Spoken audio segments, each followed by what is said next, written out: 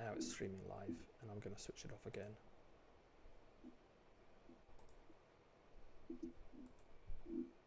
Listen to the podcast will know Joel and me, hopefully.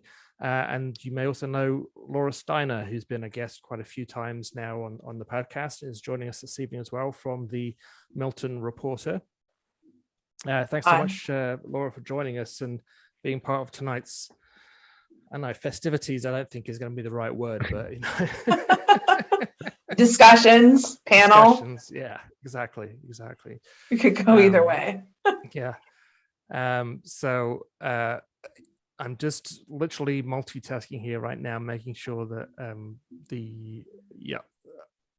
making sure that we are actually streaming, and we are. I can see that, and now that I've established that, I need to go and check on the chat thing.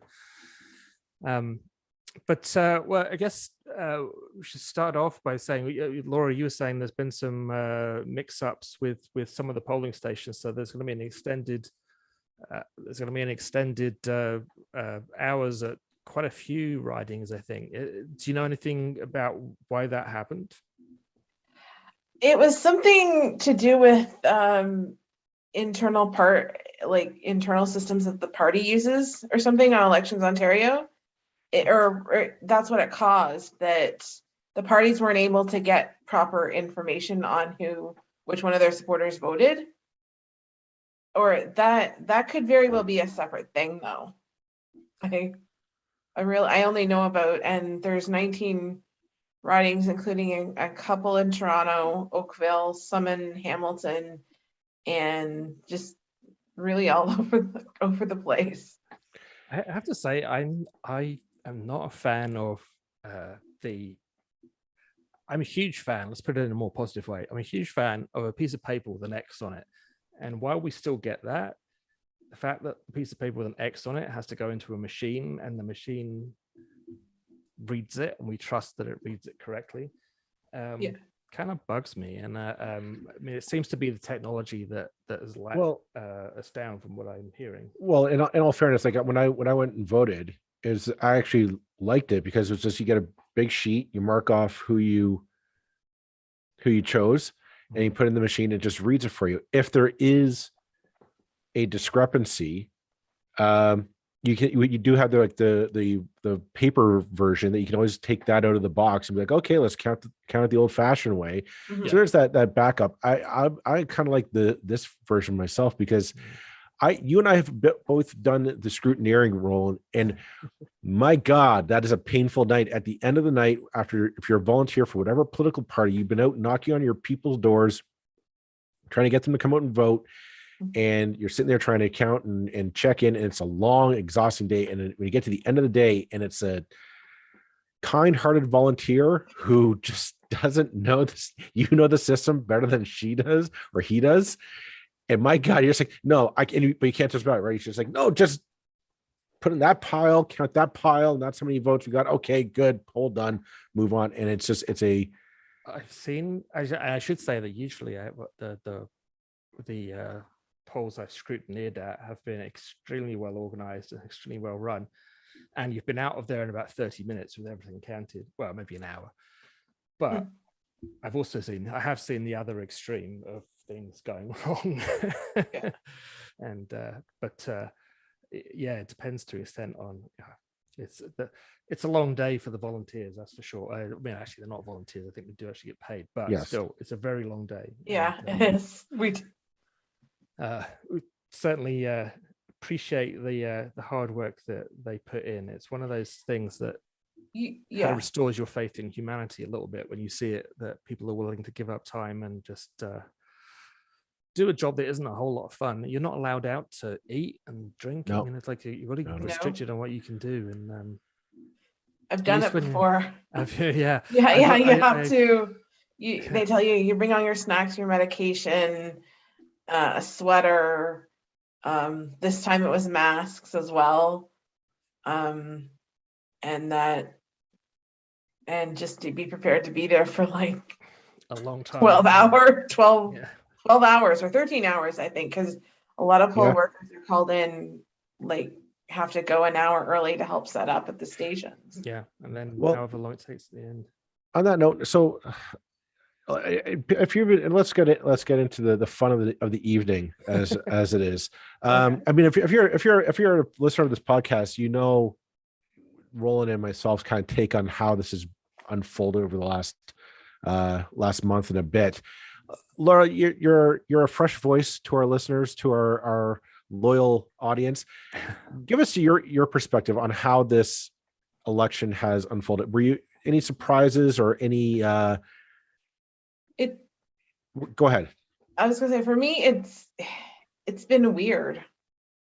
It's just, there's the sense that I took a really long drive on Monday, and it was down to the newer parts of Milton, south of Louis Saint Laurent. And I just drove down some random streets and no signs, no campaign signs. There hasn't been a lot of that around. There's been there's been debates that a lot of candidates have chosen not to attend. There's been just a lot of there hasn't really been any issue that's captured anybody that much. It's just sort of, I think I did a blog entry where I called it, it's just sort of a chore to check off your to-do list. But doesn't it And seem, not really. doesn't it strike you as a bit odd though? I mean, we've always said we just came out of a global pandemic. There's a big concern about design, our economic recovery and just all the problems that we've had with our healthcare and education system. And there's a lot of problems that came forward. And that really doesn't seem to have been an issue. Like this government has not been held kind of to account for its performance during the pandemic, which I find absolutely striking for this. I agree. And I've kind of thought a bit about that. And it's really, for me, there was a really easy way to unseat Ford, to unseat the PCs. They just had to, the opposition had to do was just run a really simple campaign where they picked away at his flaws in handling the pandemic, even before that at Bill 124, and all the little thing in everything really, and nobody did. And no one, except the Greens, were trying the last few days. And we'll say the weird thing is I've gotten to cover Stephen Del Duca a few times. And there's been pre-election, they were kind of it seemed like they were kind of putting him out there as a consensus builder.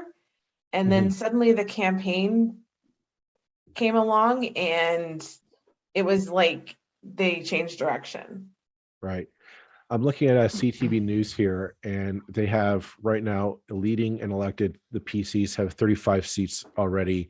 The NDP have 12, and the Liberals only have 5. Greens have 1. I mean, I don't know. I'm not really seeing anything shocking here.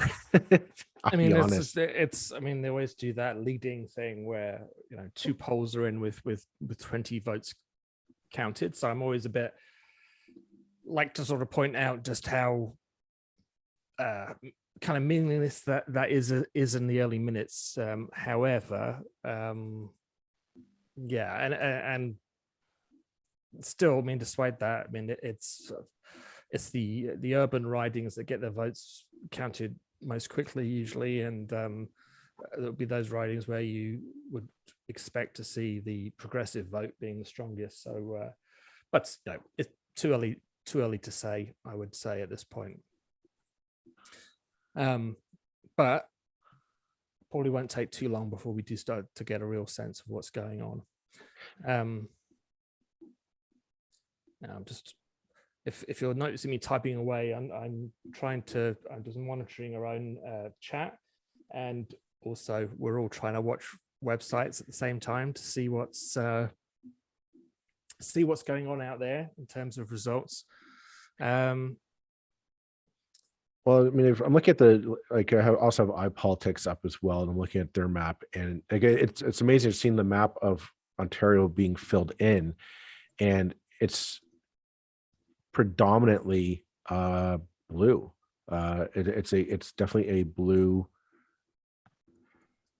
It's a blue map, is what I'm seeing, and I'm only seeing smidgens of liberal red.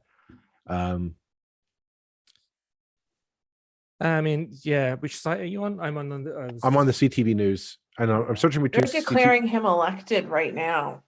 Not surprising. It's Yeah, it's not surprising. It's I- really, I will be. it's not. I'll be very surprised if I think that the leader seat to watch is Del Duca's seat. If he does not win his seat, he has to resign. There's just no. Well, that's Yeah. definitely something to get into as the evening goes on. That I believe yesterday, and it's a funny thing to say the day before an election, but he was reported on CBC. It's like, well, I'm not going anywhere, which kind of makes him the second provincial Liberal leader to concede defeat before the elections happened. But yeah, I feel that winning your seat is the minimum requirement. You remember Michael Yeah. Ignatieff back in whenever it was, he didn't manage to win his own seat. And the minimum requirement for a leader of the Liberals, it seems to me, is that you get your party back into second place, at least second place. I mean, the ideal was first for them. I'm not saying one way or the other about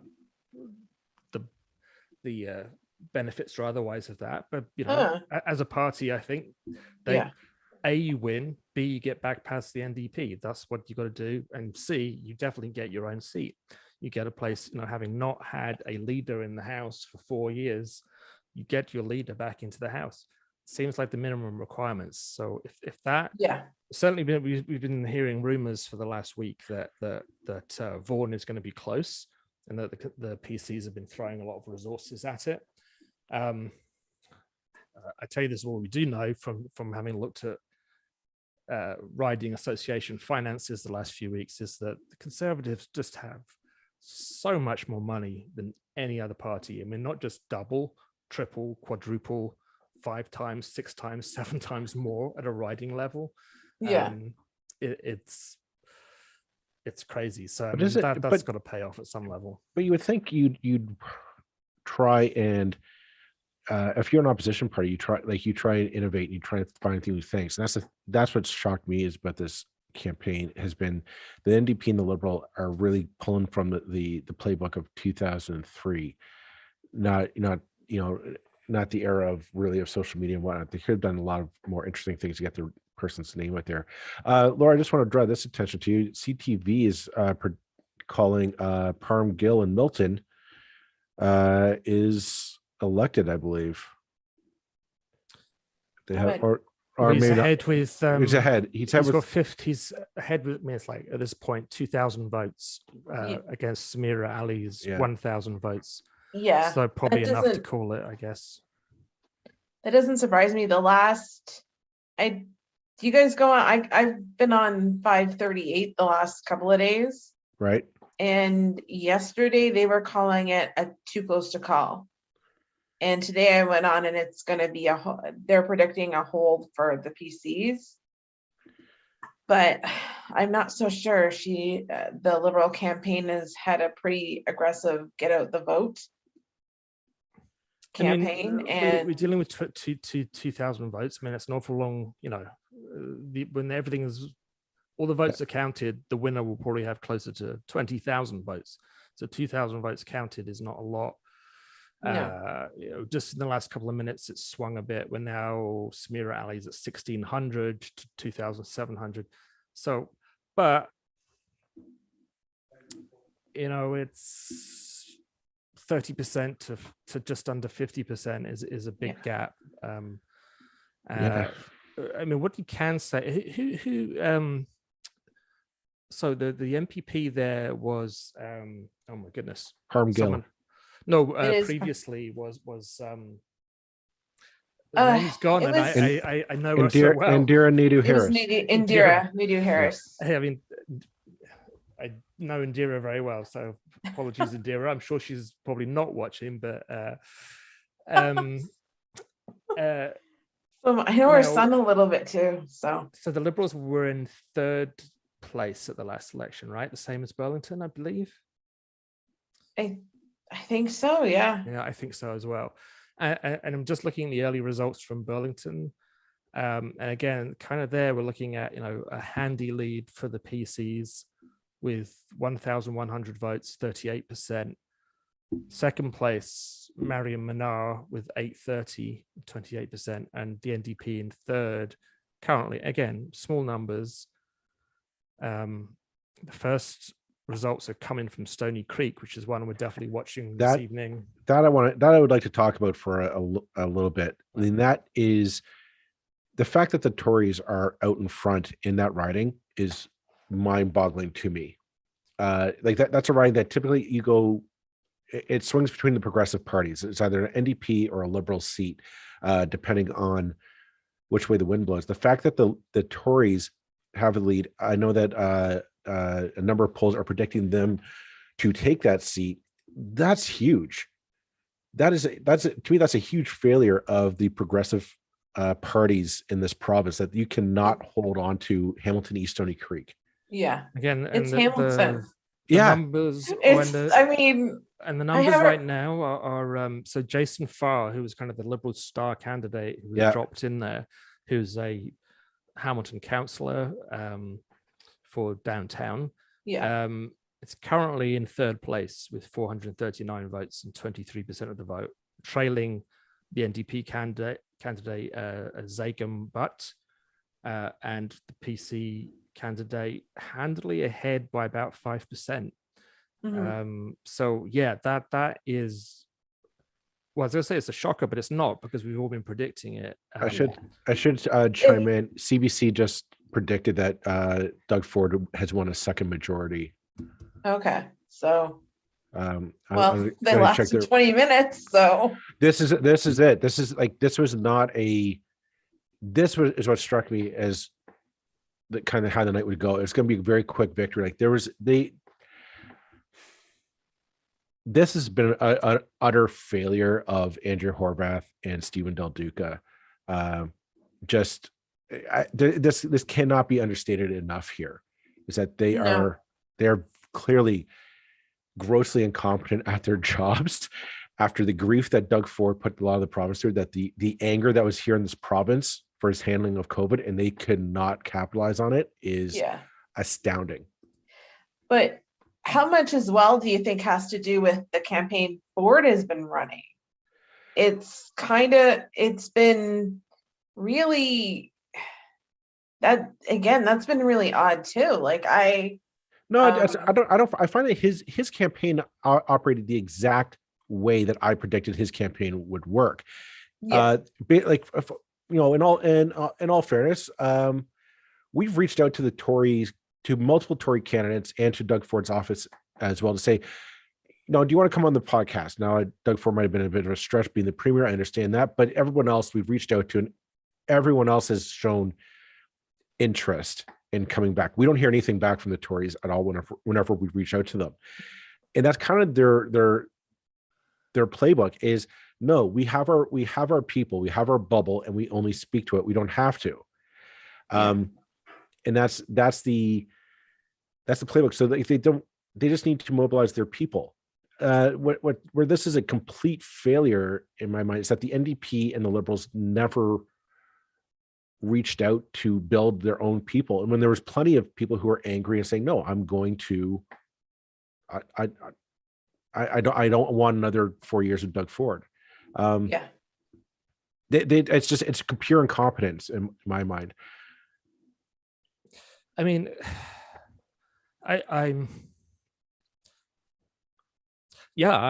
it's phenomenally disappointing. I think, I will go almost as far as you.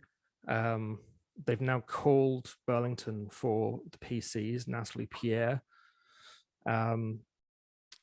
Again, with 4,000 votes so far counted of hers, but she's ahead with 41% versus, basically almost a 50-50 split between the Liberals and the NDP. And this has been the problem throughout this campaign. And I want to make it clear, whenever I start ranting about progressive parties splitting votes, it's not because I think there should be fewer progressive parties. It's because I think that we should be able to vote without it undermining our own electoral system. I suspect that most people who voted for Andrew Drummond would happily have voted for Miriam Manar, and most people who voted for Miriam Manar would happily have voted for Andrew Drummond.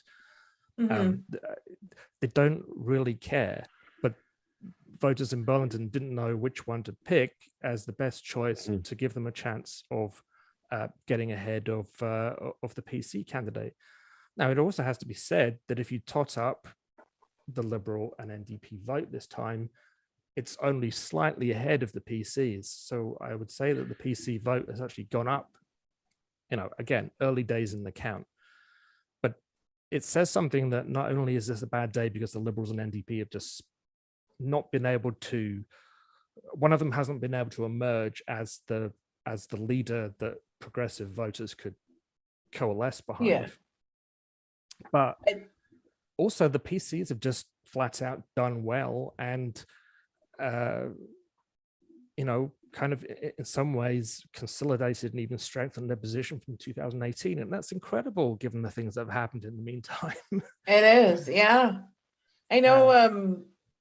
I've been covering Parm Gill, and my sense has always been that he hasn't exactly clicked in with a lot of the constituents, and that he really, to me anyway, I know a few people who would disagree with me, but he doesn't really want to be with the bad answer, sort of the bad questions, or he doesn't want to be kind of at the front of the negative stuff. And that's kind of what I would say about him. I mean, if you take the three Halton PC members who all look like they're going to be re-elected, not three. I mean, obviously, there's the Oakville results aren't coming in yet. In Burlington, we had Jane McKenna. Now Natalie Pierre looks like she's going to be elected. Natalie Pierre is not someone who has ever been familiar to me as someone involved in Burlington politics anyway. Jane McKenna was a pretty low profile MPP. Effie Trifonopoulos. Effie Triantafilopoulos has been again getting handily re-elected by the look of it in Oakville, North Burlington. Didn't even have a constituency office for a long time. Something of a reputation of not replying to constituents who contact her. This is the way they work. They're not. There's no ministers among them, I don't think. Certainly not senior ministers. Parm is multiculturalism. Okay, yeah. I mean, and maybe that should be a senior ministry, but I don't think it is. Can I just jump in for a second here? I just noticed we have a chat comment, which I thought we may want to get in a word in. Kimberly S asked, do you think that the media played a role? I saw a lot of ridiculous puff pieces. The Star's really kind of gone for that this time. I mean, Martin Reg Cohen did a series on all the party leaders, to be fair to him, so that each party leader got its puff piece, if you want to put it that way. I do think a lot of people kind of raised an eyebrow about the Star giving, I think the headline on the article was, Doug Ford is a changed man or something like this. And there's been concern about the new ownership of the Star and the direction it's been taking in recent months. I mean, I think so it did it play a role? No, I mean, I think I think you could have held this election a month ago and not had any of the parties spend a penny, not knocked on a single door, not run a single ad, and the result probably would have been much the same. Yeah. I What about- don't, you know. What about you, Laura? You're Speaking- in well, you're in the speaking evil for- media. Tell us. Yeah, I'm defend media, your, right? defend your cause. Well, speaking for Milton writing, like full disclosure, I worked, I had everything set.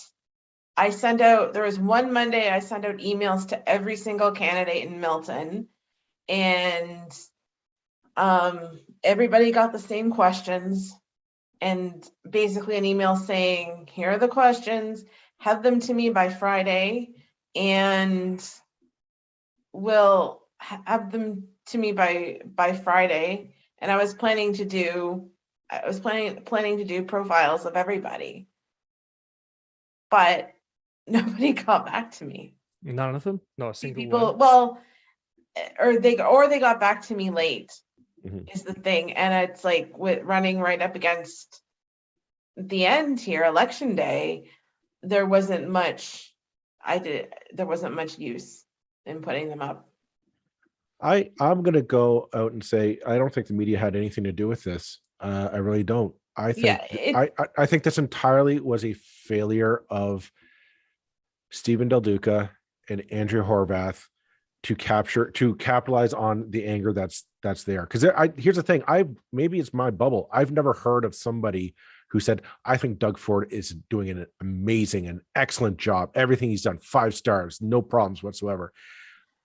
I've never heard anyone say that. no. I've I've heard heard people say- even conservatives talk about Right. not wanting Doug Ford. I've Uh, talked to conservative contacts that say who know of people who voted for New Blue because they can't stomach another Right. 4 years of Doug Ford. And I think I agree. It astonishes me that there's so much anger towards Doug Ford right now, I think, in this province. And the fact that Andrea Horvath and Stephen Del Duca did nothing to Mhm. capitalize on that anger and to mobilize a coalition to defeat. Like here's I'm looking at these results, and this is why I say it was a failure of Stephen Del Duca. Right now, the Liberals are, according to the CBC, the Liberals are elected or leading in a grand total of 9. That's 2 more than their previous seat count in the previous legislative sitting. They're still in 3rd place. Like I'm sitting here like, what is the victory here? What is Stephen Del Duca going to say when he stands up to the podium and tells people, basically keep me around for another 4 years? It basically, like, he has to, like, it's not even like, we're in a minority, we have to have somebody, like, this is 4 years. What are you going to do? The CBC has him trailing by the trailing has gone down. I don't think he's going to win his seat, honestly. He's not going to win it. I would be very surprised given the, again, early Well, numbers and all that. 9 of 38 polls, but he is trailing by a 26.1% margin, by trailing by 1,359 votes, according to the CBC. Mhm. That's not something you just make up in the. In fact, on the Toronto Star, they've basically called it already for the Conservatives. So he's not, according to them, he's not going to win that seat. Del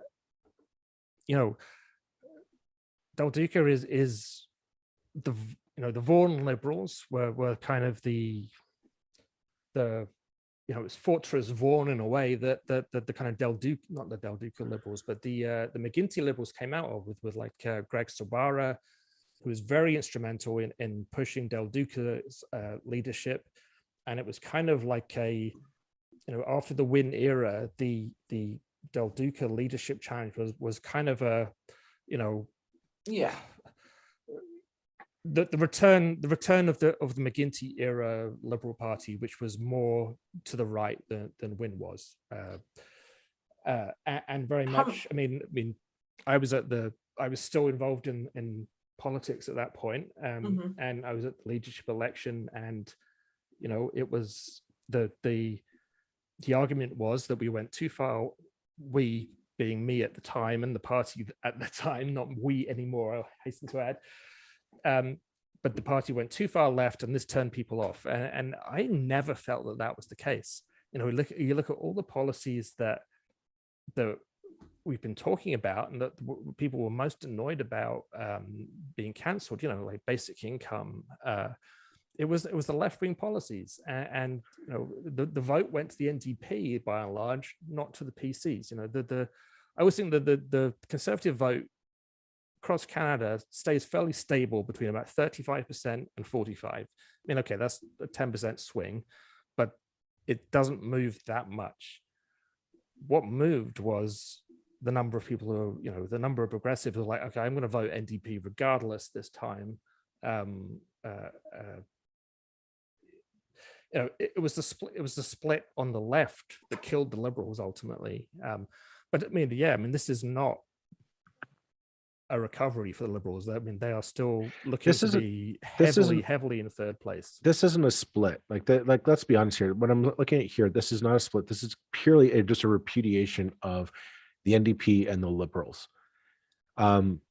There's a this is a definitive one. I can't even say like, oh geez, if the Liberals had maybe merged with the NDP or something. This is clearly like, no, there's just no savings here. I just want to go back to our chat here. Kimberly chimed in that she's going to be devastated with the coming loss of farmland. And let's instead of switching, I mean, it's very clear Liberals and the NDP completely dropped the ball on this one.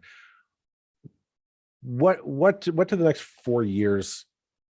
What are the next 4 years going to look like, in your opinion? Laura, why don't you give us your thoughts on it? Next 4 years, there might we've just talked about all the disconnect. I think a disconnect, it seems, between these two, the NDP and the Liberals and Ontario voters. I think possibly the next 4 years are might just be a massive fight. I mean, Bill 124 has really annoyed and mobilized the public sector. You can't blame them because they're being limited to a 1% raise. Meanwhile, inflation and the cost for everything is going up, and to say nothing of hospital workers and the entire public sector. So that could be a huge fight. And I know here in Milton, there's a lot of groups that are mobilizing against. There's a proposed quarry out in Campbellville area, and there's like the urban growth plan. Just quick, what that is back in March, Region of Halton approved its official plan amendment, and without expanding the urban boundaries for Milton, and Milton Council really wanted those boundaries expanded as part of it. So there's a big fight going on there as well. But I'm not really sure. I don't think we might get 413 built. We might not. I think it's a lot more up there than it really seems. It doesn't. I think there's a number of. One of the problems I think we have these days with is that people who in previous generations would have been party activists and would have been they would have seen if you want to stop the 413, you join one of the parties that's opposing the 413 and you campaign to get someone elected who opposes the 413. I think most people now, that's not how they think. They ignore the parties and they form the anti-413 activist group, which in some ways is good and more effective, but in some ways leads to the kind of weird situation we have here where the whole 905, as you look at it from 1,000 miles up on the map here, is pretty much blue with a few dots. So the whole route of the 413 is blue. Brampton, it looks like Brampton has lost both its NDP seats and is now 100%. So the PCs are picking up seats, not losing them. Yep. Tobico Lakeshore looks like it might be a Liberal pickup. The entire 905, save for Wow. Oshawa. Yeah. Isn't that Doug Ford's riding of Tobico Lakeshore? No, it's Christine Hogarth's riding.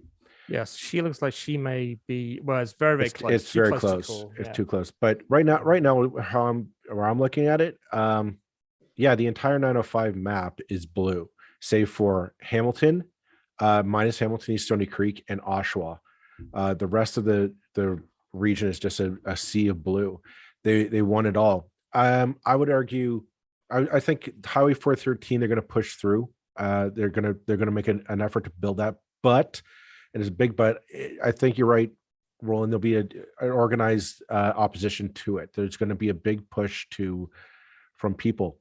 I think you're right as well, Laura. You're going to see just nothing but fights in the education system and the healthcare system. If people remember, before the pandemic, we were in a rotating strike situation throughout the province. I think that situation is going to be coming back.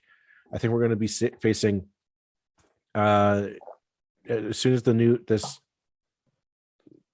new sitting legislature starts tabling bills, you're going to start seeing rotating strike action again on the part of the various teachers unions.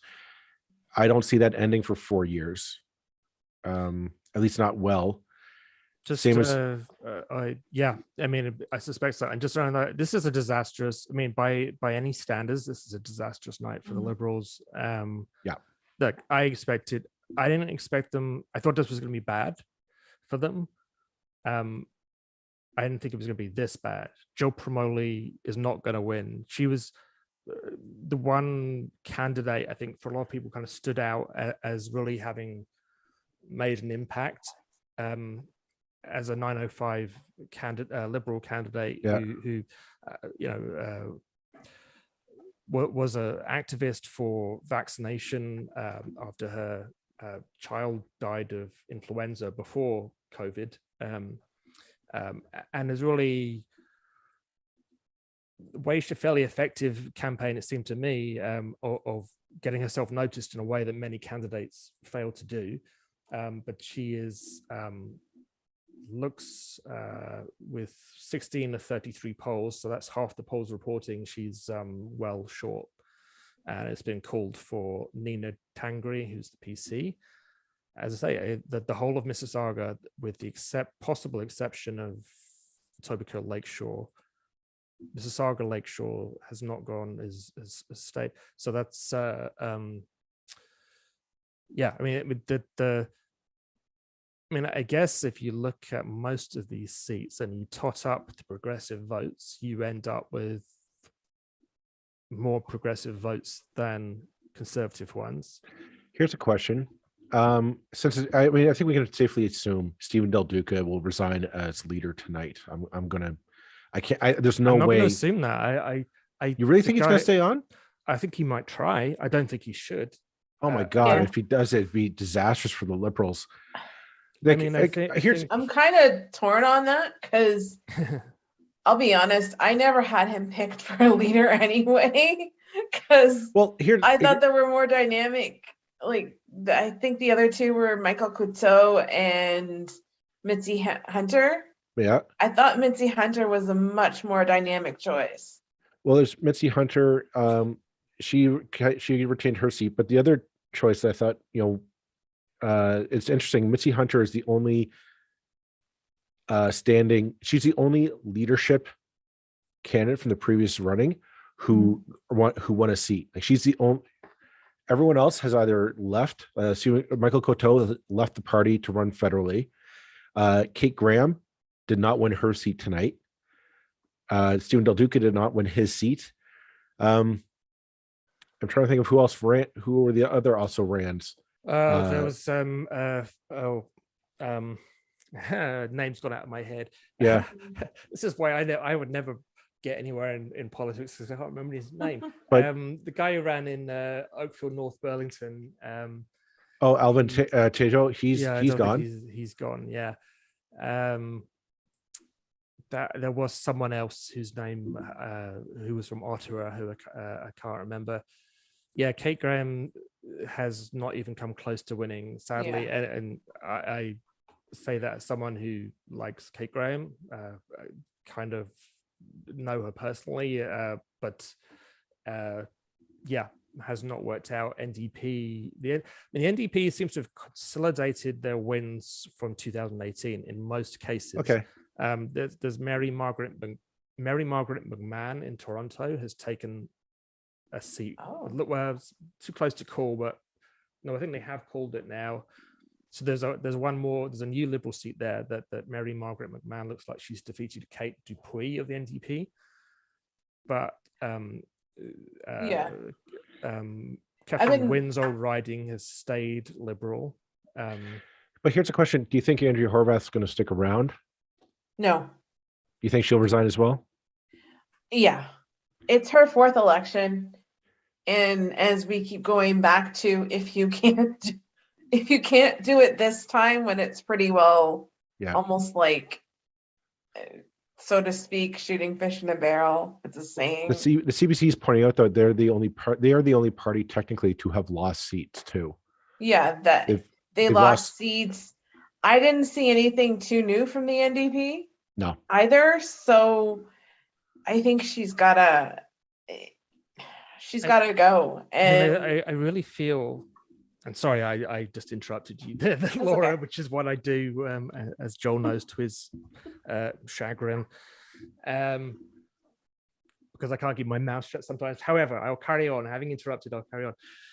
Yeah, she. I mean, if you could sum this election up, it's like two Progressive Party leaders running everything by the book of what the progressive parties have run elections like for the last however many years, and it just doesn't work anymore. And it's also, it's not good enough.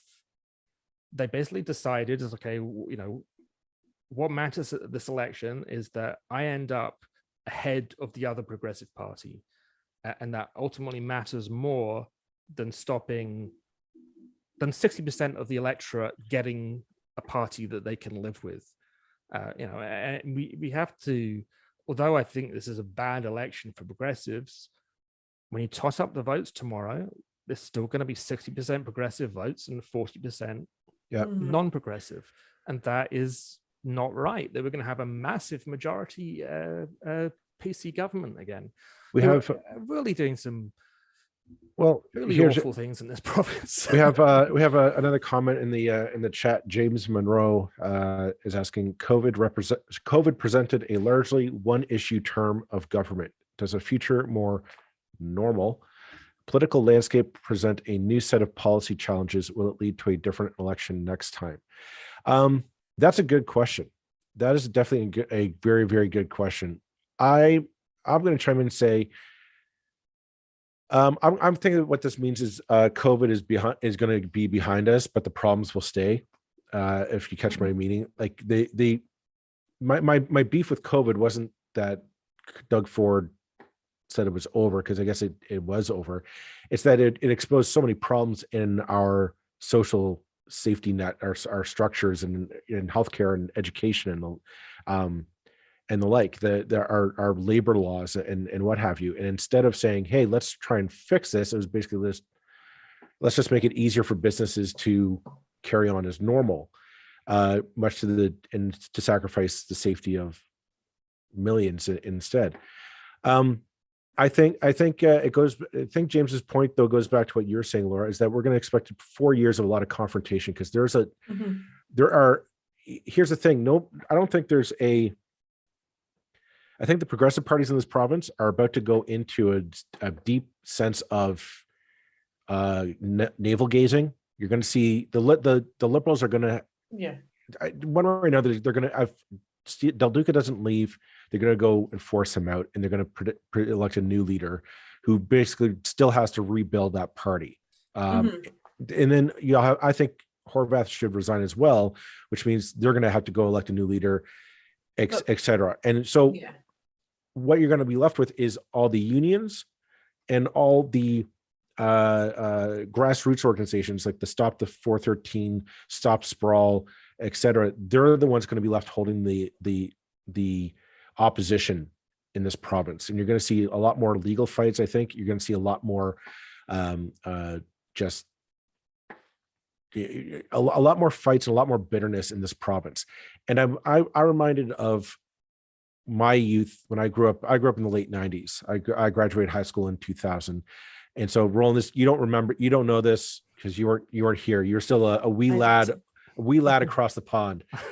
But for me, that was my coming of age in politics was during the Harris-Eves government. And I remember as a student protesting the policies of the Harris-Eves government because they were affecting me directly.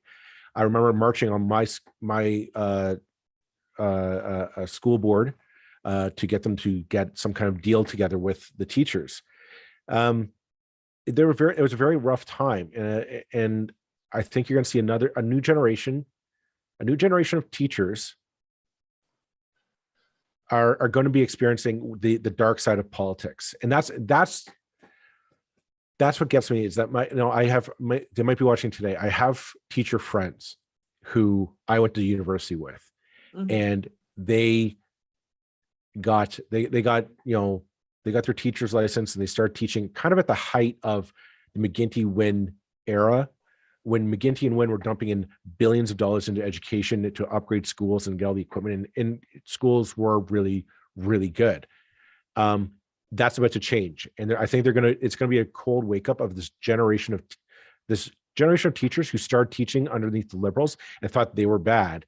They're about to find out, no, it's going to probably get a lot worse over the next 4 years, because this government does not like the unions. They do not like those teachers' unions, and they're okay to clamor for a fight with them.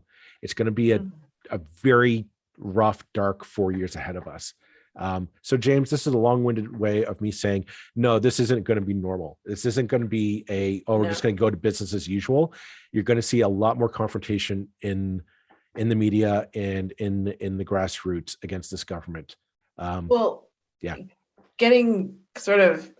Getting back to the previous question about the media, what was unusual about the campaign is the not answering questions. Yep.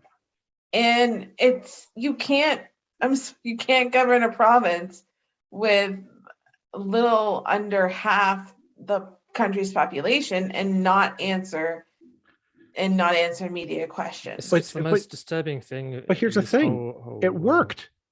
Yeah. He's got a majority for the next 4 years. Like I'm going to be the devil's advocate here, Laura, and say, is the media relevant? Is the media necessary in the political game? Not is it ideal? Not is like should we have it? But the fact is, the media was always presents themselves as we're the vehicle for the politicians to get their message out to people. And I'm dare to say, no, he just proved that you're not. Well, and the PCs don't have a message. Right. They don't have a platform. They don't have a plan. They don't have a message. They don't speak to anybody. They just want to keep governing. Emails. Yeah, they want power for the sake of power. But I guess, the greater truth is that they recognize is no one gives a damn. Everybody knows what they're getting with Doug Ford. Yeah. And for those people who have voted for it, that's fine. They're not voting for change. They're voting for status quo. What he represents is we'll be left alone to live a comfortable life with our SUVs and our double garages and our whatever, and we'll be left alone and they'll be fine. And we don't have to think about climate change, and we don't have to think about people who are less fortunate than us. It's the easy choice, and everybody gets that without the PCs saying a word or speaking to anybody. The thing that bothers me is the extent to which to be someone who tries to, in whatever small way, report on the news or be involved in discussing politics is basically to be an outcast as far as the entire kind of conservative world is concerned. We are unclean. They will not talk to us. They will never talk to us. They won't even, I've spoken to one former Conservative candidate a couple of times on Twitter, but that's because she's a former candidate and now she's willing to say what she actually thinks. When she was a candidate, she wouldn't give me the time of day. No. And that's terrible. And you know, part of me is like, you know, when we're talking about the degree of polarization that we have, it's like, how do we overcome it when they won't even speak to us? You know, Yeah, exactly. It is disturbing, and it's, you know, it's destructive, and but on this, and you know, we're going to be dealing with a province now that is more than ever in the hands of developers to do with as they will. This party is massively bankrolled by the development industry. Even though we don't have corporate donations, the corporate donations are flowing like you wouldn't believe into the coffers of the PC party. And I think most people, you know, with now that corporate donations are gone, the other parties basically don't have a source of money anymore other than the odd $20 here and there from their dwindling memberships. I mean, we're at a point where the other provincial parties kind of don't exist in many regards. Like in most, you know, we've known for years that the NDP outside of Hamilton and Toronto and Windsor and maybe London doesn't really exist at a local level. They will have two or three, you know, a handful of members, no money to speak of. It's rare that they can, you know, have an office, whatever. The Liberal Party are kind of going the same way. That you know, what was relatively strong organization was, you know, decimated, doesn't even begin to describe it at the last election. But the underpinning of the party was already weakening. You know, the donations were collapsing after the corporate donations went away, and they can't compete when the whole development industry and every major business owner in the province is willing to throw $3,000 a year to the local riding association and another 3,000 to the central party. They're just not even playing on the same playing field. I can tell you that you're absolutely right on that, Roland. Like back in the day when I used to work in the party apparatus, I remember trying to tell people, like, no, like if don't rely on these corporate donations bit, because it's going to dry up one day. You know, you need to go out and reach out to build your following of loyal people. And a number of times, like, you're told, no, we'll just go up to, you know, the corporations and the trade unions, and they'll give us a check, or I just need a check for $1,200, whatever it was. And what we're seeing now is that I think you're right, Roland, that attitude still exists massively in the Liberal Party, evidently, because they don't know how to. Because here's the thing: if you're going to go and rely on individuals to donate $20 a month, or $100 for a fundraiser, $200 for a fundraiser here and there, you need charisma. You need somebody you need a Justin Trudeau. Not now, Justin Trudeau back in 2015. 2015 Justin Trudeau. You need Justin Trudeau of 2015 to start bringing in that big cash, and you need to get him in there now, him or her in there right now, so that they can start raising that money, because it is bad. I love how we date the Justin Trudeau reference. I know, Justin Trudeau then, not Justin Trudeau now.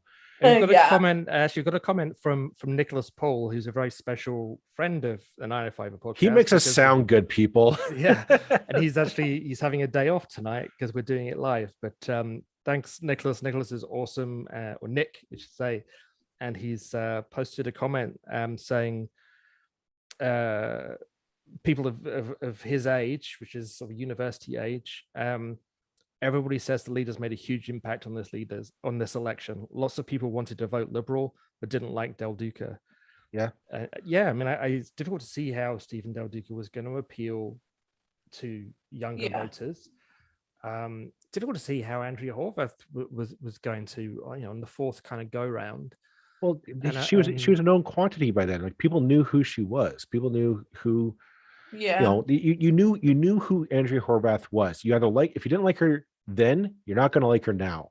The problem was because Kathleen Wynne basically gave up in the last election and handed the new Democrats opposition, it's incredibly hard for her to then say, oh, this is, yeah, now I'm going to quit and walk. She should have quit in the last election and allow somebody new to come in and say, okay, I'm going to take and push us over the top Yeah. of this election.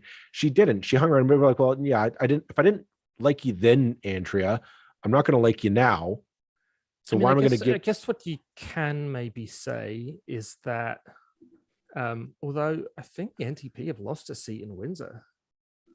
Oh yeah, the NDP have only got one seat in Windsor now. holy Which- cow! Yeah. That's definitely a But handicap. there's So the also with the PCs have picked it up. NDP, I think the NDP, I know growing up, my mother was an RN. She worked in the 90s when Bob Ray accidentally won government. And she remembers all the Ray days and everything. And she would not vote. She would never vote NDP again. And she would tell me not to vote NDP again, ever. And It's taken a lot of getting over that. yeah, there's a single lot. time, So I think there's still a lot of NDP baggage out there. NDP's got some baggage And that's carrying around. It Well- doesn't help that, as I think we've highlighted today as well, it doesn't help that they don't really have that much of a party infrastructure outside the larger cities. I would say outside of Hamilton. Yeah. Outside of Hamilton, they don't have it. and downtown Toronto, obviously. But I will say that what we can say is that it looks like they have the wins that they got in 2018. They have kind of consolidated, or the Liberals have completely failed to come back. Yeah. So if you look at Niagara, so Niagara Falls, St. Catharines. St. Catharines was the seat of there's another politician whose name's gone out of my head. For about 50 years, he was Jim Bradley. Jim Bradley? That was St. Catharines. Yeah. So he lost last time, and the NDP took it, and the NDP have kept it this time, and the Liberals stayed in third place. So the whole of St. Catharines, Niagara Centre, Niagara Falls are all firmly NDP now, and the Liberals are not only not coming back to in an area that used to be a stronghold for them, they're in third place. Can I just chime in here with oh my god moment? Haldeman Norfolk was Toby Barrett's right. I know this because that's where my wife's family's from. But Haldeman Norfolk was Toby Barrett's riding, who held it since I think the Land Before Time. But he retired. He said he was retiring this one. So, Roland, this will be noted. You remember Ken Hewitt, mayor of Haldeman County, right? We talked about him in regards to Landback Lane. He was going to run for the Conservatives. It was believed that he was going to win it because it was a longtime Conservative seat. Right now, there's an independent winning. Bobby Ann Brady. Oh wow! Is winning. Is currently in the lead with 34.2% of the vote. Ken Hewitt's in second with 30.7% of the vote. The Liberals. This is kind of surprising, honestly. The Liberals are in fifth place with 6.3%. Wow. I can't believe the collapse in that Liberal. I mean, it vote. Well, I mean, no, I'm just going to allow me a moment, listeners, to be smug and say that people didn't want a more right-wing Liberal Party. I think we've established that. And sure, part of it is just pure leadership, charisma, whatever. Stephen Del Duca has not even slightly made an impact on this province. I mean, he wasn't in the legislature for 4 years. Sure, COVID made it difficult for everybody, but everybody is in the same boat. Just, I don't see that as any kind of excuse. His election was a disaster, and he really should go. I don't see that there's any argument for keeping a leader that has basically come out of this with, right now they've got 8 seats, which is the same as before. Now, we shouldn't, we don't want to focus a whole lot on the Liberals because they're a third place party seemingly now, and that may be, we could be talking about the end of the Ontario Liberal Party as a force in Ontario politics. It could be. Don't know. Here's I mean, it will take a lot to it will depend on who the NDP pick, and it will depend on, whether the Liberals actually have anybody in the wings who has an X factor that can actually appeal to people. Well, here that's the thing is going forward. Who in I guess who would want to pick up the tattered remains of the Liberal Party at this point? Like, you're talking somebody that has to come in, and essentially, like, I don't think there's a structure now to rebuild on. Like, if they still won't have party status, they still won't have any money. Yeah. They have no money. There's no like, I'm just wondering, like, it's not even you can say, okay, Del Duca built me something, I'll take it, I'm going to run with it to victory. It's like, no, you're still doing I need to build this. Well, let's talk about something that we experience as, in our little way. And we appreciate it. We're very low on the food chain of priorities for any of the political parties in Ontario. So the PCs won't talk to us at all. The other parties will talk to us. And, Stephen Del Duca came onto the podcast. That was awesome. We really appreciated him making himself available. Mike Schreiner also came on, ditto. But in terms of like general just administrative efficiency, you want to know who the most efficient party is? It's the bloody Greens. Like, you email them, you'll get a reply. If you ask to be put on their mailing list, they put you on the mailing list. I've fallen off the Ontario Liberal mailing list so many times. It's like, dude, I used to be a volunteer for you guys. Can you put me on the list? I know. I think it's with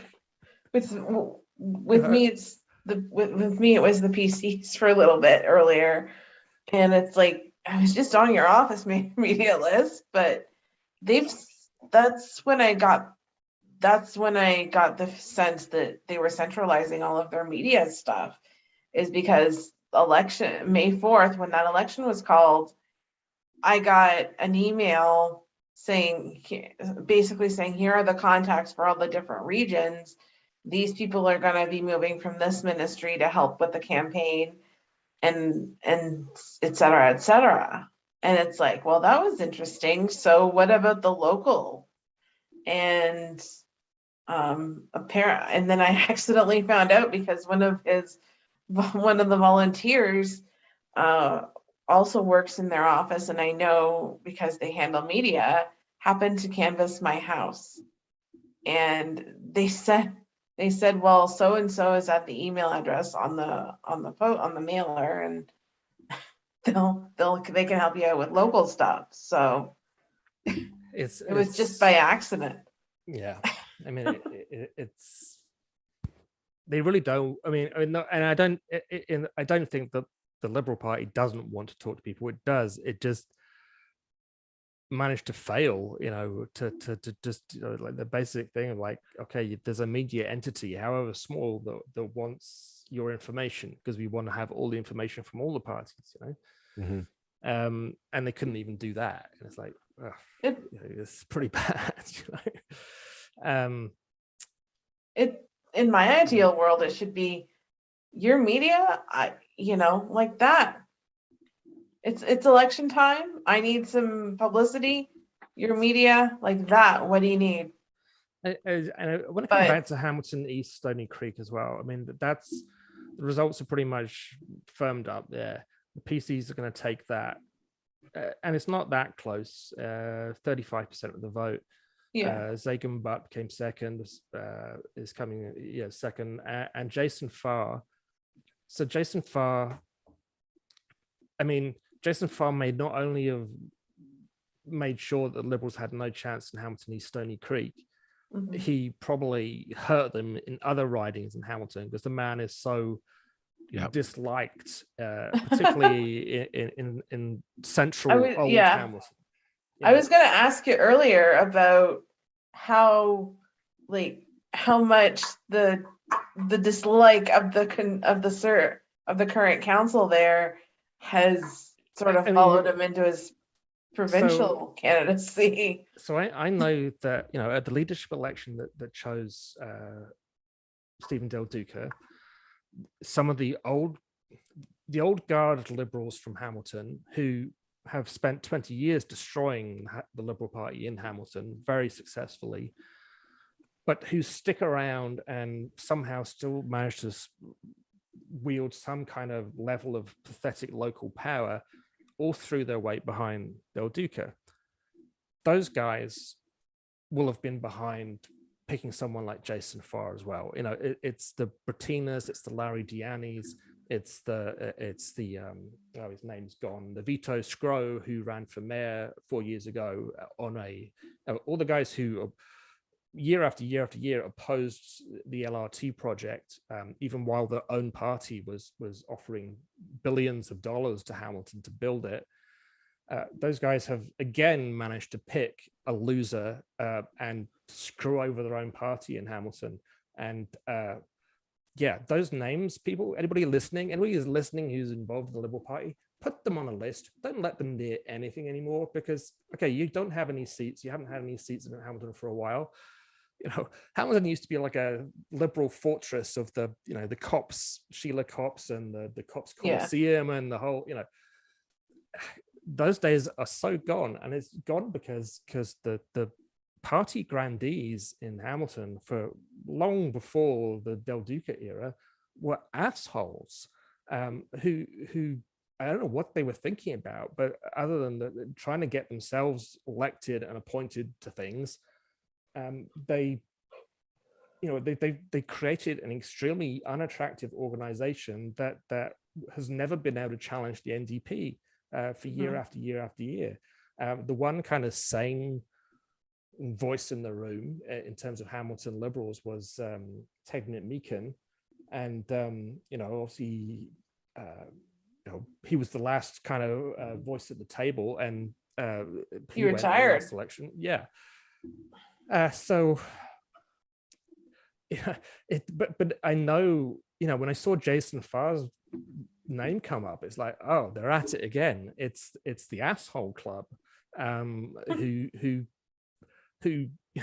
pick the most dislikable, unpleasant, anti-progressive person they can find on Hamilton Council. I mean, short of picking Terry Whitehead, they couldn't really pick anybody worse. I mean, maybe Sam Marullo, I guess, and run him under a Liberal flag. I mean, they're idiots. And I actually thought that it might, in a bizarre way, pay off because of the mess that was happening in Stony Creek with Paul Miller and the NDP. I didn't see the PCs sort of coming up in the middle and beating them all, but it may be the only riding in the province where I kind of don't mind seeing a PC win, because they all deserve to lose. Yeah. I'm watching Milton riding on Elections Ontario site, and Gill is leading by 1,470 with 66% of the votes, 66% of the polls counted. So And it's still a little tight, but. And Samira Ali was a councillor, is that right? Or is a councillor? Yeah, she was. She is, or she was a Ward 4 councillor, and so she'll be able to go back to doing that, I'm sure. But at least still a nomination period, so she'll probably. My guess would be she'll run again. Maybe I'm wrong, but she took a leave of absence to run in this role, to run for MPP. So. I'm just watching CTV has Doug Ford up on stage. He's giving his victory speech at the moment. I'm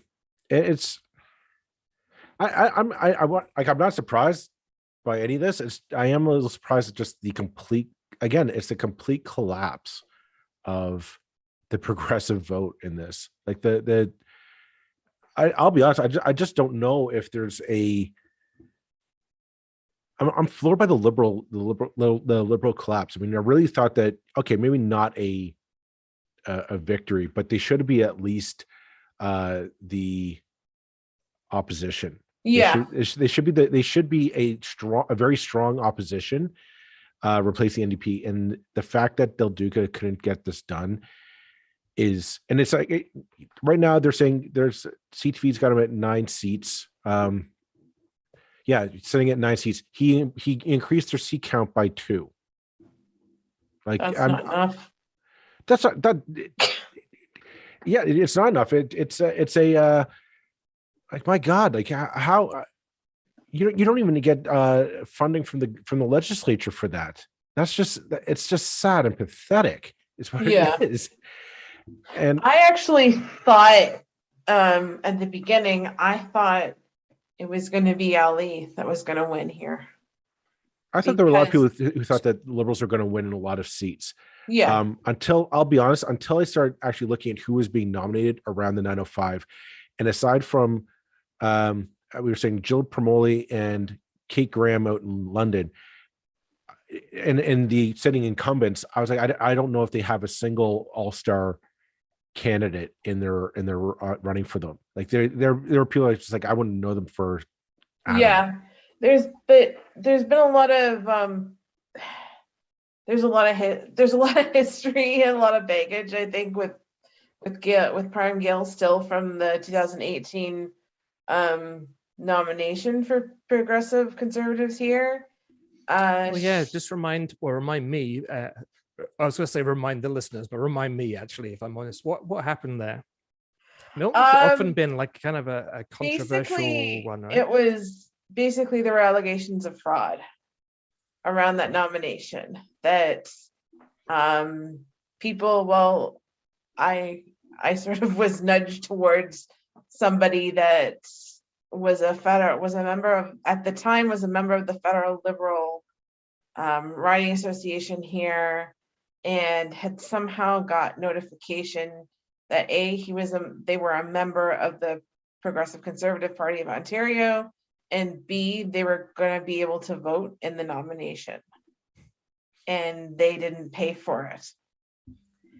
That would have been the Patrick Brown era, wouldn't it? That was in the Patrick Brown era, and the candidate that faced Gill was another municipal councillor, Mike Cluett, and Samir Ali was actually a campaign manager for him. Really? So I thought there was going to be a bit more personal back and forth there between them because of that, and there doesn't, at least that I know, that I've heard or seen, I didn't see it. I didn't notice anything. I don't know. And I guess the only thing you can say is that in a lot of the 905 ridings, again, outside of Hamilton, outside of Toronto, normal business has been resumed to an extent in that, take Burlington. So Eleanor McMahon was pushed into 3rd place by Andrew Drummond in 2018. Andrew Drummond is now in 3rd place and the Liberals are in 2nd. So, and handily so, although still, with the polls reporting here, it's still a pretty poor, still the worst result for the Liberals in Burlington since the last 10, 15 years. Since they were running the PCs closer and closer and closer. I mean, as this is the riding that Joel and I were involved in, and we knew that it was getting closer and closer. And one of these days we would win the riding. Well, now that is, okay, they're not in 3rd place; they're back into 2nd. But I don't think that can really, if that's what's going to keep Stephen Del Duca as leader, is to say, oh, look, hey, we're in 2nd place again now in all these ridings where we were in 3rd. I don't think that's good enough. Well, here's a question. That's something you and I have kind of kept to ourselves, kind of in private conversation. But let's look at Burlington for a second, because you and I have been kind of keeping an ear to the grindstone, so to speak. And quite frankly, when Mario Mano won the nomination, you and I were just kind of going, who, what? Well, And there were, I don't yeah. know necessarily what happened there. I mean, she did win it legitimately fair and square, but the fact that the writing, from what I've been told, is that this writing was honestly caught unawares by it. And I thought, for writing to be caught unaware of somebody kind of coming up and saying, "Hey, I'm now going to win the nomination," and be unprepared, was a recipe for disaster. Usually, a writing in a nomination, an open nomination contested race, you say, "Okay, we know who's running, we know who's signing up memberships, and we know who's got it, who's in the running here," and you say, "Well, I'm be prepared. I'm going to go back whoever wins." Mary Manham came in and nobody knew who she was. And she remained silent after she won for quite some time. And my talking with some folks in the writing association, and I said, "What's going on?" And like, she's not doing anything. Yeah, Which I think is a sad. I almost deliberately haven't sort of stuck my nose into their business as former writing president. They don't need me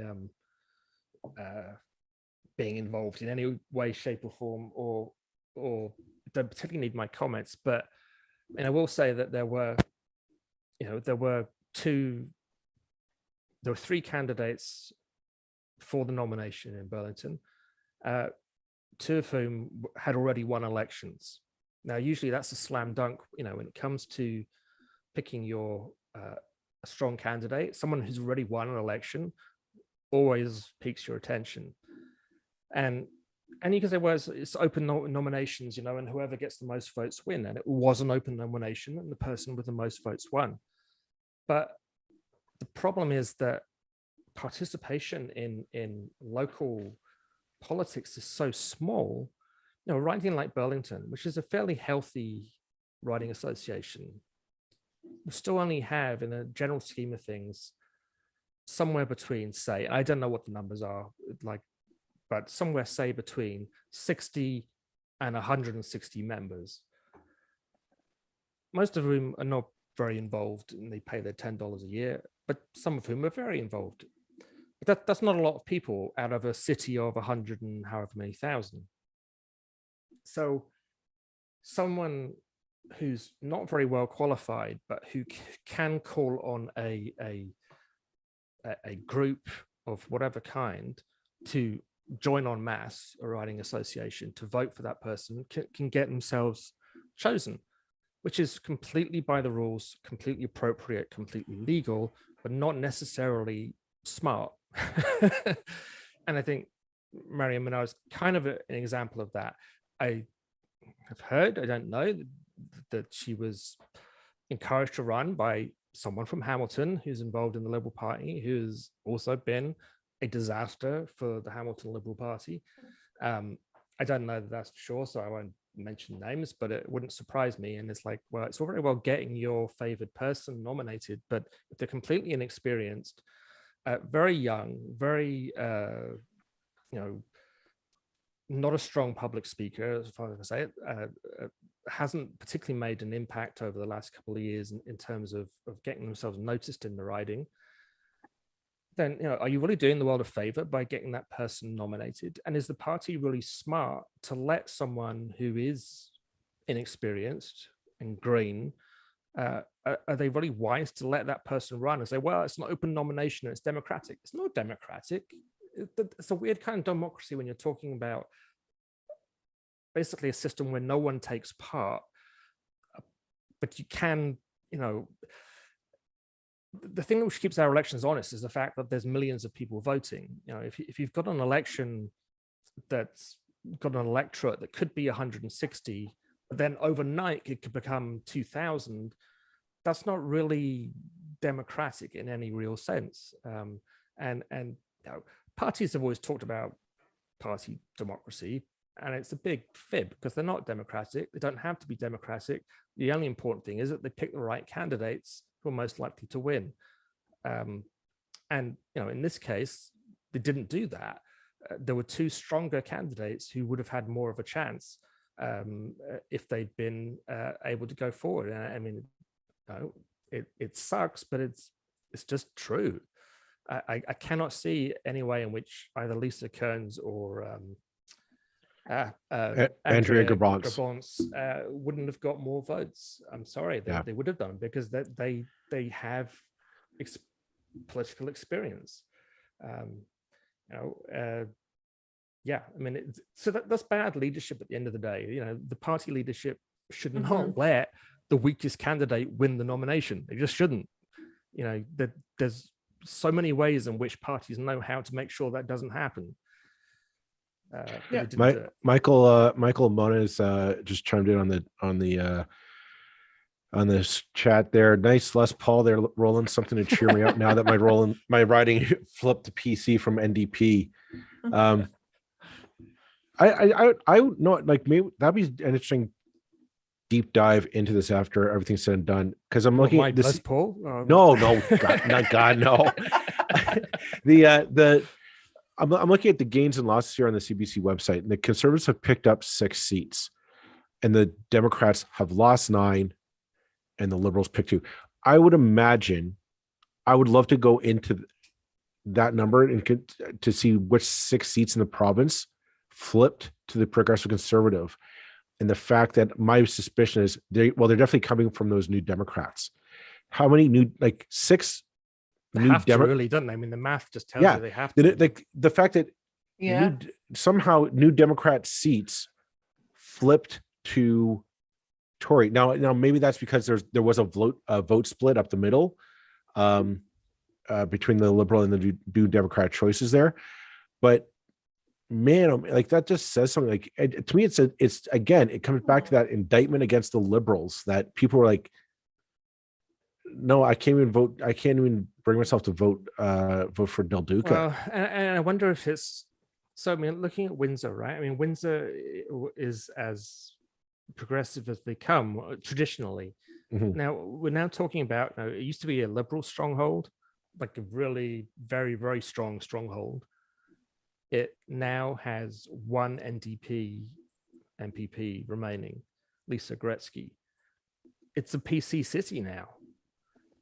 Which is incredible for a city that is still dealing with kind of post-industrial whatever. But I mean, is that the kind of, basically, are we dealing there with the kind of blue collar, for want of better of a word, anti-progressive, anti-vax, that kind of rural, if you drive around Ontario, you go to rural Ontario, it's like you're in a different country, and Windsor's kind of part of that different country, and it's not PC. You might be dealing with nothing more than impact from the way that whole situation with the Ambassador Bridge was handled, because they pretty once that was done, they pretty well effectively and very peacefully pushed a whole bunch of angry people off the bridge, made whatever arrests or whatever necessary without shooting or injuring many people. Like, well, I mean, that's a pretty big deal when you've got. Well, what's interesting there, like, I think you have a good point there, Laura, because if you look at Ottawa, where you had the month-long truck convoy protests, it has stayed very much progressive. Like, it's pretty much chopped up between the NDP and the Liberals. Like, Ottawa Centre has gone NDP as well, very decisively. I'm looking at the numbers now. 54.6% of the vote went NDP. That's guaranteed. But then, but if you remember, Ford didn't do anything for a good month. But when all of a sudden, when our former guest Flavio Volpe went to the courts and said, no, you've got to come in and do something about the border crossing at Windsor because it's causing shifts to be lost throughout Ontario, Ford took decisive action, and that thing was ended in a couple of days. So I got to look at that and wonder, geez, was there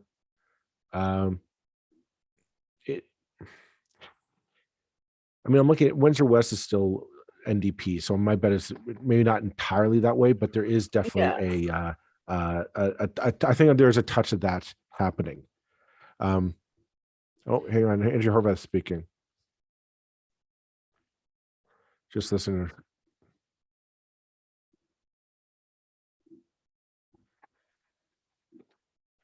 Just listening here. I'm waiting to see if she resigns.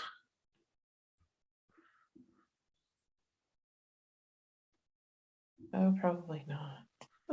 Well, should we mention the rumor that we heard? And it is very much a very unconfirmed rumor that maybe Andrea Horvath's next step is to run in the municipal election in Hamilton, and that would bring That would that a election mayor's? alive. Yeah. Now, That would definitely bring that one to life because it looks like a bit of a unsubstantiated horror rumor show. that we heard. I have no idea, but here's my problem with that. And I mean, this is shooting ourselves in the foot, get it right off the bat. Is I'm a little tired of this professional politician rotating through various levels of government. It's like you couldn't make it as you couldn't get across the finish line of premier. Well, I'll consider for mayor. Also, that'd be my backup choice, kind of thing. Because I don't know. I have issues with this politician jumping from level to level just because I can. No, I get that, but I think she'd bring the election alive. Yeah. I mean, the people are expecting a change election in Hamilton, but we haven't necessarily had the candidates yet. I mean, I don't want to imply that. I mean, Keenan Loomis, who's already put his name into the ring, is a serious candidate. I'm not sure if Eisenberg has officially announced he's running yet. I think it's still up in the air, but Bob Bratina said he's running. It hasn't entirely come alive yet, though, and I do think that someone like Horvath would really bring the whole thing alive in all the wards as well. We kind of saw that in Burlington in 2018, that the fact that the mayoral contest was very close brought the election alive in a lot of the council seats as well. Overall that was a fairly positive thing, I think. So if people think there's a real contest for the mayor, I think it might bring with it more change across the whole city. But I don't know. We'll see. Like I say, that was very much a bit of gossip that may have no foundation in anything. So, but I wouldn't observation from people I follow, like Joey Coleman and in particular Laura Babcock as well from Hamilton, and just an observation is that is one bizarre world of city politics really there is. And I know I'm probably putting it pretty politely there, but I kind of wonder if, given the current circumstances with the whole mess, if Horvath, if she ran for mayor, she might not win. She might win because she's just like she might be just enough of a progressive. Well, I think she's to be completely the opposite of the old guard. And if it's a changed election and you want everybody out, she'd certainly give it that kind of new broom feeling, right? I mean, I'm not sure. Well, certainly Bob Bratina wouldn't be a new broom. Keenan Loomis is a young guy, but he's got something of a mountain to climb because he's never been a councillor. He hasn't got, it helps if you've run before and you've already won. Like, winning is kind of a habit in politics. Winners win, I mean, that's kind of a cliche, but yeah, and maybe he would, but I don't think Marianne Mead Ward won handily in Burlington, but that was after a decade of campaigning, basically, one way or another, of being a councillor, using her council seat as a way to build support. Like she, you know, whatever you say about Marianne Mead Ward, you cannot say she's not a hard worker and that she didn't Mhm. just out communicate everybody to the mayoralty. Keanan Loomis has not got any of that, and so yeah, I you know, much as I think a lot of people thus far have been looking to him as the kind of as the hope, as the progressive hope. I think someone like Andrea Horwath coming in would well, frankly, knock Keanan Loomis out of the water, and I would think would be very appealing to a lot of voters, and a lot of voters who might otherwise, frankly, just stay at home would come out to vote for someone. It's like, well, this is a big name. This is a provincial leader, but well known in Hamilton, was formerly a councillor. I don't know, but we'll see. We'll see. I mean, I wouldn't be surprised if she doesn't try to hang on for another go. I mean, I don't know why she would do that, but the NDP stick with their guys. You've got to say that. That's true too. Sorry, I'm just listening to Andrea Horwath's concession speech. I don't think she's resigning. But that's just what I said, right? She's Yeah. incredible. She's never gonna give Sorry, up. I'll be honest. If I repeat myself, it's because I honestly was not listening to you guys. I was No, that's fine. Andrea, but she's sounding like she's sticking around for. Yeah. I mean, Didn't Aaron O'Toole say he was sticking around Well, for that's the thing. another 4 years? I mean, And then look what happened. she's got to. You only get so many kicks at the can. My Yeah. personal feeling was that Andrea Horwath should have been done in 2014, when she and her team massively blew an election by going right when the province wanted to go left, and basically Kathleen Wynne was the most left-wing person in that candidate in that election, and won handily a majority. The NDP were like, "Oh, we might win this one, so let's just abandon all our principles," and completely got caught out. I kind of felt like that was an unforgivable mistake then. Then they ran in 2018, because 2018 is like, well, of course she gets another kick at the can now because because the Liberals have collapsed and it makes her look fantastic. But I mean, you can't spin these. I mean, I get sick of seeing politicians who've just lost trying to spin their loss as a win. It's like, no, you've lost again. You don't get to keep on doing that time and again. And there are people in the NDP who are clearly very talented. I mean, Marit Stiles is the one who certainly stands out to me as a potential future leader.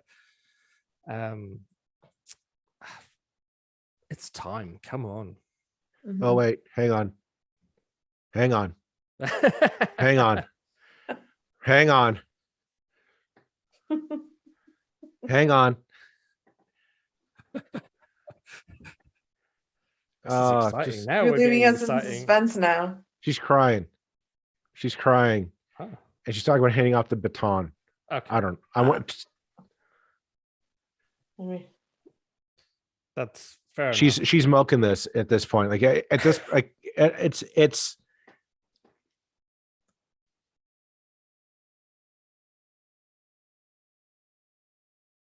Oh, calling it quits is what I'm seeing on Twitter. yeah, she's talking about passing on the baton and all that stuff. Okay. Oh, that seemed it had to be the case. Just she's taking her sweet time to do it.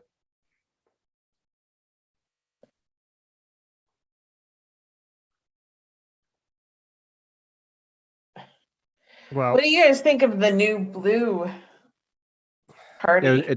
Nothing. They were a knee-jerk reaction to Doug Ford.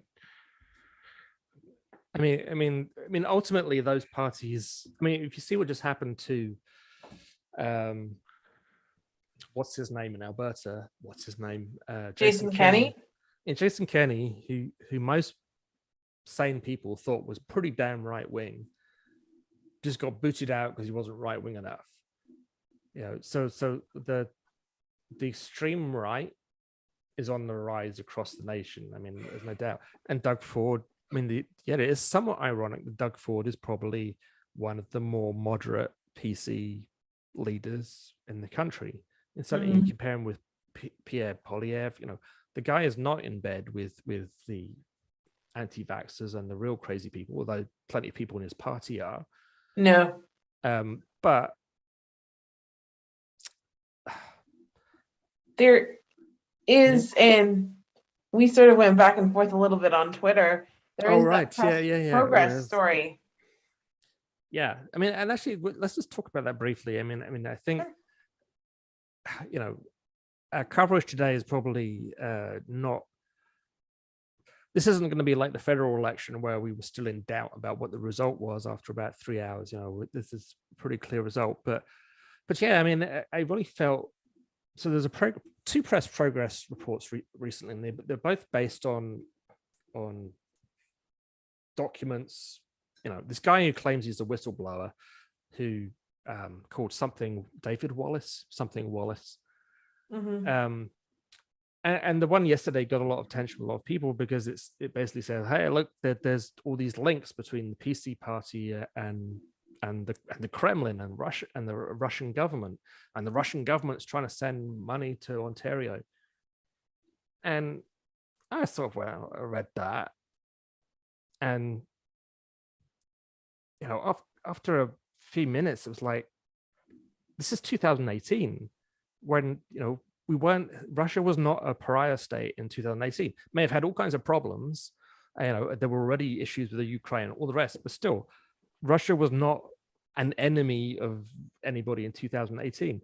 And we're talking about letters and emails from the consulate to this guy Wallace, and from this guy Wallace to a lobbyist. This is the kind of stuff that just floats around all over the place between, it's just what government relations is. You communicate with people, you run flags up flagpoles to see if they'll blow in the wind or not, if that's not a bad metaphor. And this Wallace guy, my reading of his emails was, oh yeah, he's one of those blowhards who you meet at party conferences and stuff, who will tell you that he's this huge fixer and wheeler dealer, and he's actually a complete nobody trying to get himself appointed to something, trying to make friends with people and getting nowhere. And for Press Progress to sort of jump on this and paint it as any kind of scandal and imply that the provincial government was doing something wrong now in the middle of the war in Ukraine, I just thought was utter horseshit. I really did. But I mean, the timing is very opportune. Well, yeah, the time. I mean, and Press Progress. Press Progress has had some good arguments, some good articles over the years, and I've definitely read.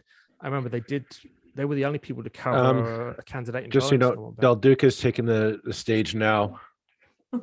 So this we'll see if this works out. He's not going. He's not going of his own accord. He should go. Is my guess. But yeah, I mean, Press Progress is not. I mean, it's funded by the progressive parties, I think. So it's kind of a slightly iffy entity anyway. But previously, I always felt that journalism was okay. I didn't think this was okay at all. It's just a real attempt to do a hatchet job, and it really undermines. If you're trying to persuade people that we often complain about the right-wing press and the way it behaves, and the right-wing press claims, or the right wing claims that liberal media controls everything. Well, when you look at a real dishonest hatchet job being done by Press Progress on the PCs, it's the PCs are kind of right in that. It undermines everything. It's like, if we're gonna, we have to be better than the people that we don't like. We can't be the same as them, because if we are just the same as them, then we're as bad as them, and we're you beat them by being better, and yeah, it's just, I don't know who's in charge, who's the editor is over at Press Progress. But I mean, I hadn't claimed to be. I'm not a real journalist. Let's put it down. We're Joel and I are at best. We do our best, But Yeah. but That's all you it's like- can do anyway. So yeah, but it's like if I was editor and someone brought me that, I would have thrown in. I was like, no way, I'm publishing that. This is utter garbage. And and just using words like, "Oh, a trove of emails has been discovered." What what is a trove? I mean, we seriously suggesting that these emails were dug up in a box in someone's back garden. I mean, we're just using a word that smears because Mhm. trove sounds dirty, whereas collection or 10, a number, just sounds like nothing, which is what it was. And they printed this letter implying it was a real that it was somehow saying something bad, and the letter was literally a guy from a government relations firm saying, "Oh, this is what we do government relations. Some of our clients are these people. These are things we've done in the past." That's what government relations is. There's nothing dirty or illegal there. That's what they do. Now, I'm not saying that any of these people are lovely, delightful people, but I'm saying that what was being accused in that story was just absolutely dishonest. and I actually had a different when I first read it before I saw your tweet. I had a bit of a different read because I had the whole 413, all the developers that are tying into it and I thought, well, besides the obvious, which has been covered to death about the donation, these developers' donations to the PC party, which I'm not sure. I don't know the provincial fundraising laws that well, but I don't think it's illegal to a certain point. But No. anyway, I wondered what the connection here is, and that sort of. I mean, it's kind of a silly, and you know what? Out there in YouTube land, I did fall for it when I first read it, but I'm kind of. I mean, I'm a pedant for some of this stuff, and I think most people who read it. That's the problem. Most people, because it's very. Yeah, it's very easy to get taken very in with this convincing, stuff. but it's like I've been looking for, another explanation or another reason to go in here. But I'm not saying that I wondered was maybe it, but it also could go to the excuse the vocabulary, half-assed journalism as well, because it could be like having a story like that and sitting on it for 4 years makes absolutely no sense. Yeah, I mean, it's like if it was as well. if anything was being done wrong. Now, I mean, this guy Wallace, he's obviously passed this information on recently, and the fact that he's passing the information on suggests he's annoyed and pissed off with someone. He's trying to get his little bit of revenge, and that's relevant to the story because that's the source. The source exists because someone's annoyed. Now, obviously, whistleblowers are often whistleblowing because they're angry about something, and it doesn't invalidate what they're saying. But it means you have to look at the source more carefully. But yeah, okay. Del Duke is stepping down. Wow. He just announced it. I didn't think that would happen so fast. He just announced it. He's resigning as leader. Well, it's the right thing. I mean, it is. Okay, I can stop listening to him now that I got what I wanted. I'm sorry if anyone's watching. I was tuned out because I wasn't listening to what Roland and Laura were talking about. Oh, you missed a real high point. I have no idea what you were talking about for the last 20 minutes. I've been listening to this I have to thank my mailman and my cousin twice removed. Let's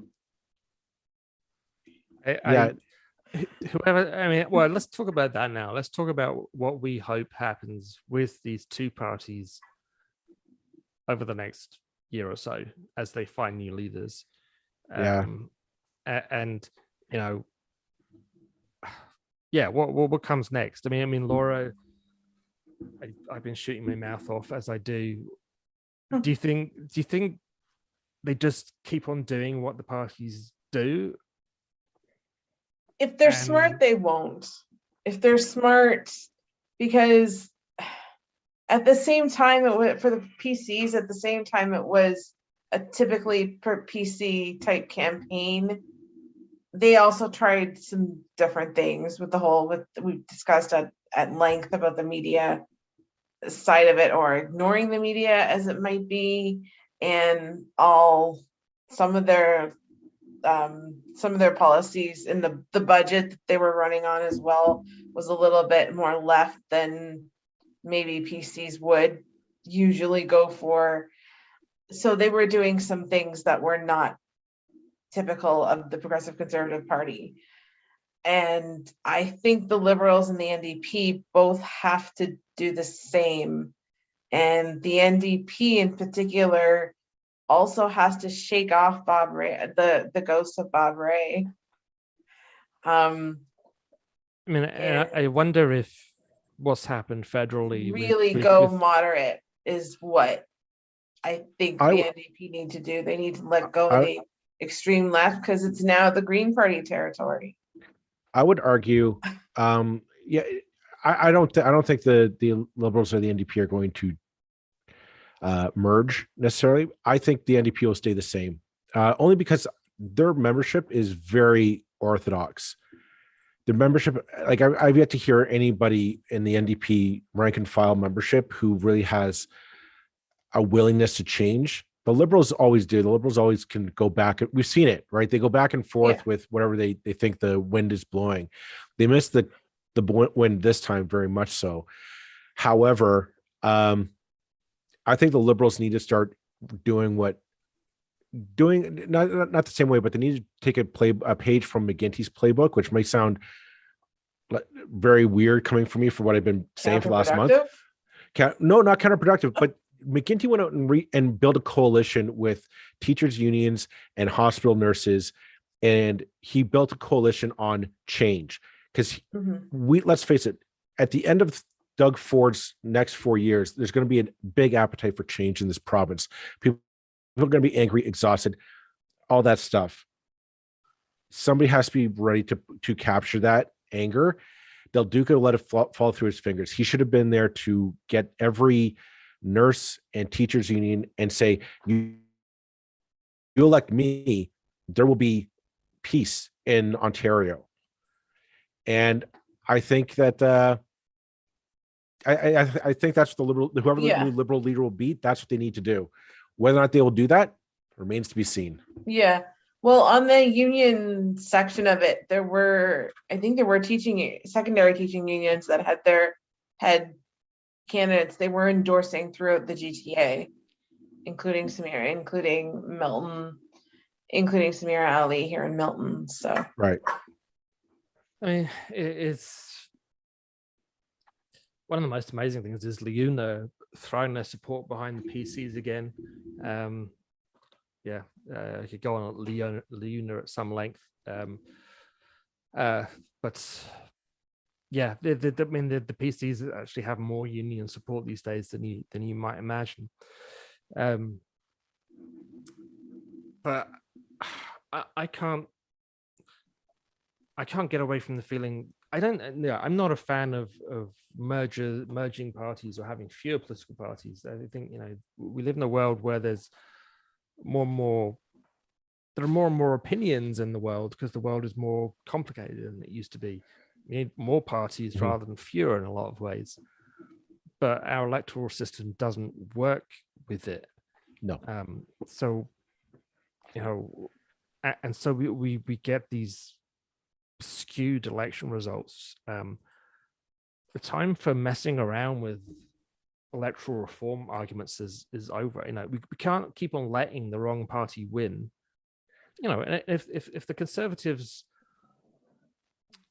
have won a big majority and one of the other political parties was also kind of right wing or center right, and had picked up 20 seats. I mean, like, I wouldn't be complaining, because that would be very much the kind of way that many liberal majorities have been in the past. That it's like, okay, yeah, this party has won a majority, it doesn't necessarily have a majority of the vote, but you can just about feel that a majority of the population can get behind that government.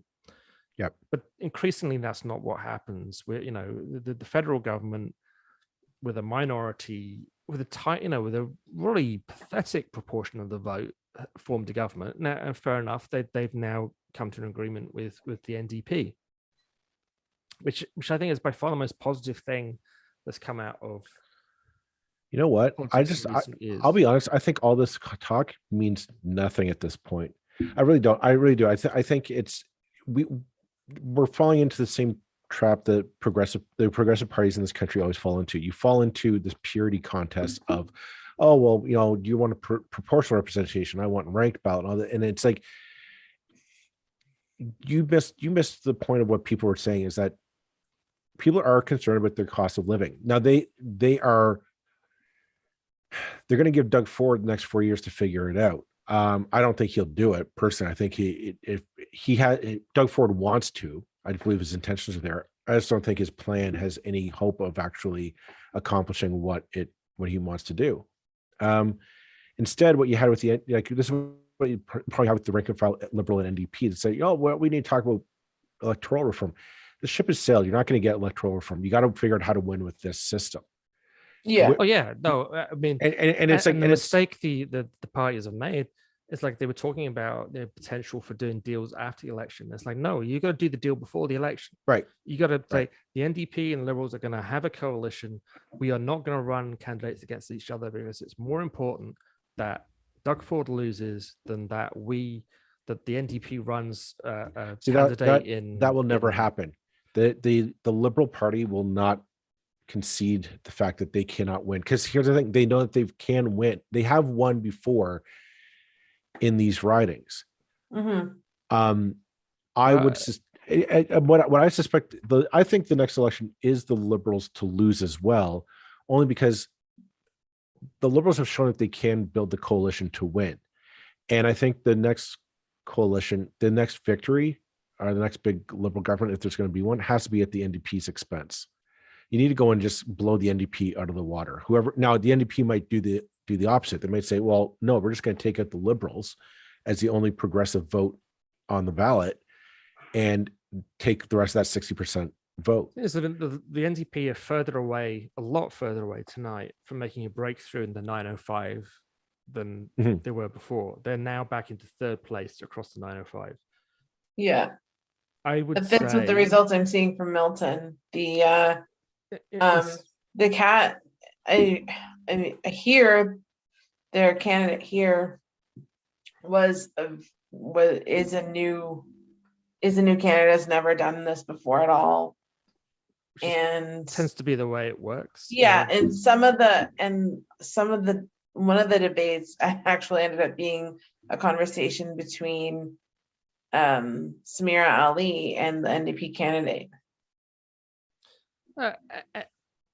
If they have any sense, it's usually pretty obvious who has the best chat. So, in the 905, in many ridings, it's the Liberals who are consistently in second place. It makes sense in those ridings to take the NDP candidate out, particularly if the NDP traditionally is running candidates who are completely unknown, and equally, what the hell is the point of running a Liberal in Hamilton Centre or Hamilton Mountain?